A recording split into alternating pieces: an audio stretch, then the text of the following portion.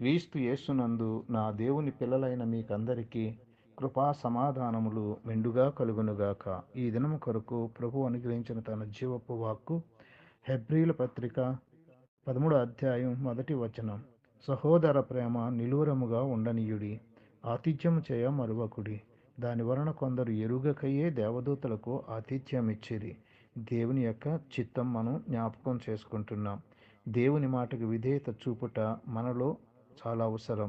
సహోదరుల ఎడల, పరదేశుల ఎడల, బంధకములలో ఉన్న వారి ఎడల ప్రేమ కనికరం చూపిస్తూ కొందరు తెలియకయే దేవదూతలకు, మానవ రూపంలో కనిపించే దేవదూతల వంటి వారికి ఆతిథ్యము మర్యాదలు చేసినప్పుడు బహుశా దేవదూతలలో ఎవరైనా మన ఇంటికి వచ్చి ఉండే అవకాశం కలుగుతుందేమో.